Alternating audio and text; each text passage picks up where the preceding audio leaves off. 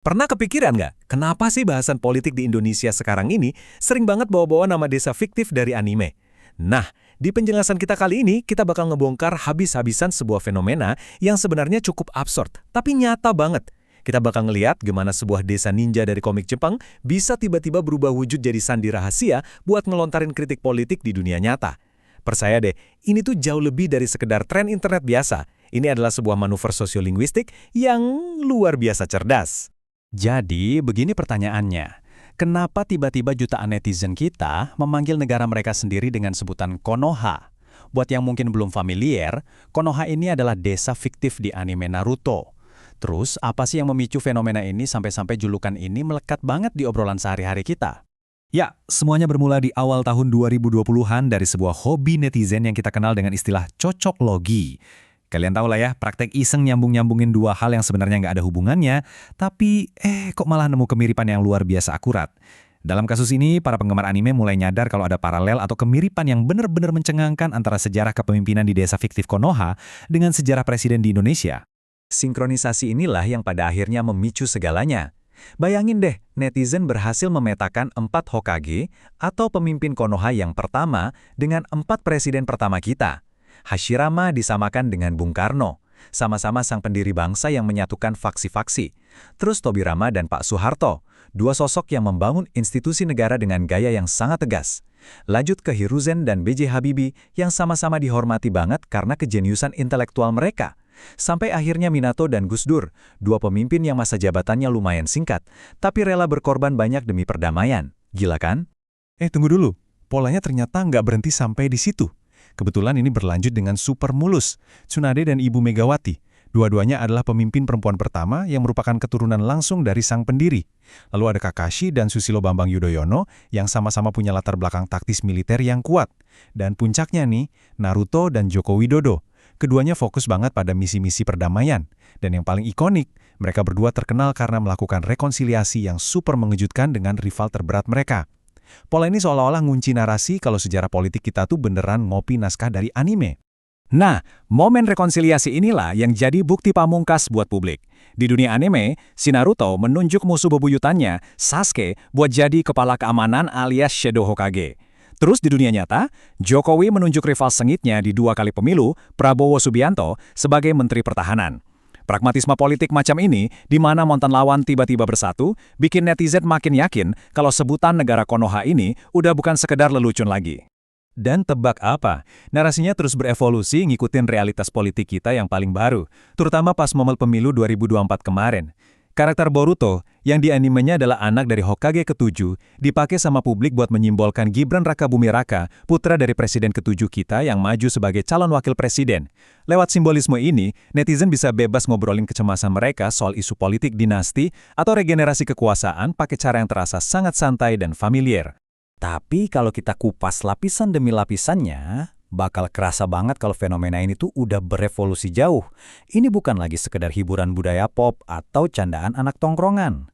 Negara Konoha udah berubah wujud jadi sebuah taktik bertahan hidup di tengah landscape digital kita yang, ya kalian tahu sendiri, lumayan ketat dan penuh batasan. Untuk benar-benar paham kenapa masyarakat kita ngerasa butuh banget pakai bahasa sandi semacam ini, kita harus ngelihat realitas hukumnya. UU ITE. Undang-undang siber ini sering banget dikritik karena punya pasal karet yang bisa dengan gampang ngejerat warga biasa atas tuduhan pencemaran nama baik atau penghinaan simbol negara. Realitas ini otomatis nyiptain efek ketakutan atau chilling effect yang masif banget buat siapapun yang mau mengkritik politik secara terang-terangan. Coba deh bayangin mekanismenya gini, kalau ada yang nulis di medsos, pemerintah kita gagal ngurus birokrasi, wah itu resiko hukumnya lumayan ngeri. Tapi coba ganti subjeknya, birokrasi desa Konoha memang kacau. Boom, netizen baru aja bikin perisai hukum yang super brilian. Secara teknis nih ya, mereka kan cuma lagi bahas dan ngeritik kartun Jepang. Lewat cara ini, mereka bisa bebas nyentil disfungsi birokrasi tanpa harus keringat dingin takut keciduk. Dari situlah lahir semacam kecerdasan kolektif digital yang ngebentuk kamus sandi terstruktur. Kata Konoha dipakai sebagai kata ganti negara. Terus ada Wakanda yang sering banget dipinjam buat nyindir kebobrokan sistem hukum. Hokage dipakai buat nyebut presiden biar aman dari pasal penghinaan. Dan Shinobi dipakai buat nyebut warga atau aparat yang kelakuannya agak-agak di luar nalar. Ini beneran deh, sebuah navigasi hukum yang super jenius dari masyarakat kita. Bahkan, lebih dari itu, metafora ini juga berfungsi kayak semacam ruang edukasi sejarah alternatif. Netizen menyamakan cerita soal diskriminasi klan Uchiha oleh Hokage kedua di anime dengan represi sejarah di dunia nyata terhadap kelompok PKI oleh presiden kedua kita. Lewat kacamata budaya pop ini, generasi muda nemuin cara yang lebih aman buat memproses dan mendiskusikan trauma-trauma nasional yang mendalam, yang mungkin masih lumayan tabu buat diomongin secara terbuka. Nah, ini membawa kita ke salah satu poin paling penting. Dari semua fenomena tadi, muncullah satu kritik sosial yang benar-benar tajam. Frasa viral kebodohan dilestarikan di Konoha. Ini tuh bukan cuma sekedar keluhan iseng di kolom komentar loh. Ini adalah sebuah konsep kritis yang sekarang bahkan mulai banyak dibahas dan dibedah di dalam jurnal-jurnal sosiopolitik. Mari kita perjelas satu hal. Kata kebodohan di sini tuh sama sekali nggak ada hubungannya sama skor IQ atau kecerdasan otak. Sama sekali bukan. Ini adalah kritik pedas terhadap pengkondisian sistemik. Ini soal birokrasi yang membiarkan masalah terus-terusan berulang. Ini soal elit politik yang lebih mementingkan polesan citra dibanding beresin masalah rakyat di akar rumput. Masyarakat pada dasarnya lagi nyindir keras bahwa disfungsi dan kelemahan sistem ini tuh seolah-olah sengaja dilestarikan demi menguntungkan segelintir pihak berkuasa. Dan saking kuatnya kritik sistemik ini, dia nggak cuma mentok di dunia maya. Kritik ini akhirnya melompat ke ranah seni rupa murni. Salah satu contoh paling berani adalah sebuah lukisan kontroversial karya seniman Yos Suprapto. Judul lukisannya jelas dan lugas banget, Konoha 1. Kalau kita bedah pakai kacamata akademis, visual di lukisan ini tuh nyentilnya luar biasa. Di situ digambarkan ada figur penguasa yang benar-benar menginjak rakyat kecil. Di latar belakangnya, ada kehadiran militer yang melambangkan represi. Dan yang paling dapat banget maknanya, rakyat digambarkan dengan posisi tangan terkunci. Itu adalah representasi visual yang kuat banget soal suara yang dibungkam dan ketidakberdayaan publik di hadapan hierarki yang berkuasa. Pada dasarnya, karya seni ini lagi berusaha memotret sebuah kontradiksi besar di negara kita. Meskipun secara resmi kita ini negara demokrasi, di mana katanya kekuasaan ada di tangan rakyat, tapi realitas yang dirasakan di Konoha ini seringnya malah mencerminkan struktur yang sangat otoriter, di mana kekuasaan itu mutlak tersentralisasi dan keputusan-keputusan penting cuma dimonopoli oleh segelintir elit-elit politik aja. Tapi, dengerin deh ironinya, lukisan Konoha 1 ini awalnya dijadwalkan buat dipamerkan di Galeri Nasional pada bulan Desember 2024. Namun, pameran ini dibatalkan secara sepihak oleh kurator dan pemerintah.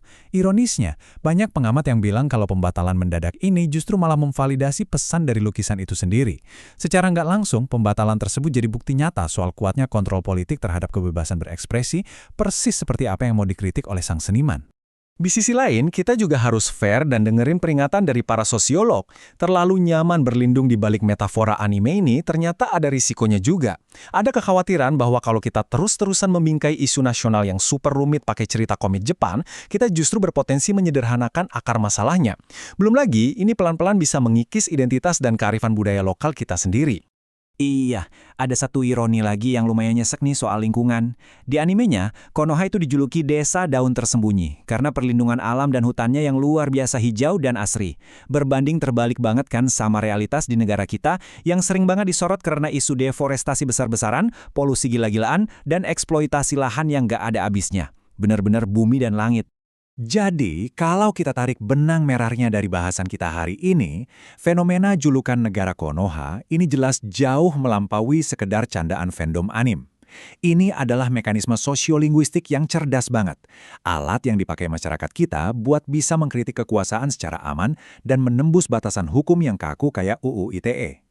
Tapi, satu hal yang pasti, kritik yang bersembunyi di balik fiksi pada akhirnya harus berani keluar dan berubah jadi aksi nyata kalau kita beneran mau melihat perubahan struktural. Dan ini ngebawa kita ke satu pertanyaan terakhir yang paling penting. Bersembunyi di balik lensa fiksi ninja emang kerasa nyaman dan menghibur, tapi mampukah generasi kita ngubah energi satir dari meme Konoha ini jadi sebuah partisipasi politik yang benar-benar nyata dan berani buat ngeberesin realitas di negara kita sendiri? Sesuatu yang layak buat dipikirkan kan? Terima kasih udah nemenin saya mengupas tuntas fenomena ini, dan sampai jumpa di bahasan-bahasan kita selanjutnya.